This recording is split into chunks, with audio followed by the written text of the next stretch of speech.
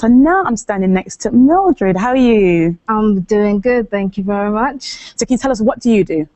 Okay, well, I speak, write and blog about careers. Okay, fantastic. And my background's actually in the media. Started off as a journalist, but along the way of working in the media, I had to recruit people, and I realized that so many people had a really hard time, putting together CVs that work and cover letters. So that's how I ended up thinking that's a great business idea. That was about 7 years ago, and since then it's evolved to workshops and writing a book about CVs. And that's what I do today. So our topic's marketing today. So how does that fit in with what are you gonna tell us today? Okay, well, I wouldn't be doing the theme of this any justice if I didn't tell you that everything I'm about to tell you about CV marketing is all in my book, 7 Keys to Winning CV. Plug. Yeah, how to create a CV that gets results. So it's all in here. And today I want to share just 3 keys from these 7 keys that, if you apply to your CV, will help you to create a CV that will market you and get you those results that you want. Cool. I'm going to leave you to do that, and I'll have a chat with you after. Brilliant. Thank you. Okay, so we are talking about 7 keys to winning CV today, but 3 of them I'm going to be sharing with you today. And the whole essence of creating a CV that works is based around one concept. Very, very simple. It's called sales. We are in the business of sales, whether it's ourselves that we're selling for something else, or whether you're looking for a job, you are in the business of sales. And if you get this idea into your head when it comes to creating a CV, it makes the job so much easier. Now, there are 7 keys altogether that will, if you put together, will make sure that your CV works and it sells you and it markets you to the most effect. But 3 that I will share with you today. Number 1 is called Know Your Target. Now, if you want to make sure that your CV works for you, it's really, really important that you know who you're targeting with your CV. First, that you know what you want from a job, because if you don't know what you want in a job, there's no point having a CV. And then on the other side, you must be clear about what the employer is looking for. And that's knowing what the target audience is looking for. So if it's media that you want, you need to be aware of the kind of things that employers are looking for within the media industry. If it's finance, you need to look at what they're looking for within finance, because the same CV cannot get you a job in the media or in finance or in retail, because it's all a different audience. So the first key to creating a CV that sells you is to know your target. The second key, do you want it? Yeah. Who goes to the cinema here?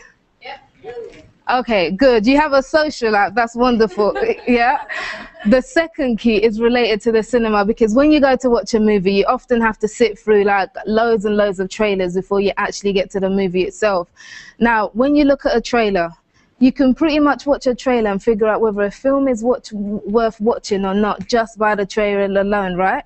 So you look at a trailer, it's a few seconds, and you think, nah, I'm going to see that film, or I'm not going to see that film, whatever it is. In the same way, the second key to marketing yourself through your CV is to create an introduction that's engaging. It's like the trailer of a movie. If your introduction section, which is your personal profile, if that is engaging in those 2-3 sentences that you have there, if you can make sure that it's short, it's sharp, it's punchy, and it grabs the attention of the employer, you've got yourself someone who will come and watch your movie. And by that, I mean the employer will be willing to read the rest of your CV. Because guess what? It takes about 30 seconds for a recruiter or an employer to make up their minds about pretty much whether your CV is worth looking at. Because the average job attracts about 70 vacancies. On average, that's just the kind of competition you're looking for. So you need to make sure that your CV is right there. It's engaging with the introduction. The final key that I leave with you, key number 5 of 7 keys to winning CV, is make sure that the looks do not kill you. By that, who thinks that the looks is more important than the content? What your CV looks like? The presentation? No? Who thinks the content is more important? The looks. Okay. Well, it is absolutely 50-50. So it's just as important that the content of your CV is good, but how it looks is also good. Because if you've got a CV where you're using bad fonts and there's all kinds of italics and underlining all over the place, if the presentation isn't good, you're not going to get through that door, because the employer will look at it and think this person hasn't put enough effort in and throw it in the bin. So a quick tip for you on that note, get rid of Times New Roman from your CV. Kill it now. It's dead. It's not the font to be using on your CV. Look for more lively things. But of course, there are more keys that we can go through, but we do not have enough time for that. So hopefully those 3 tips will help you to market your CV and get you that job that you want. Thank you.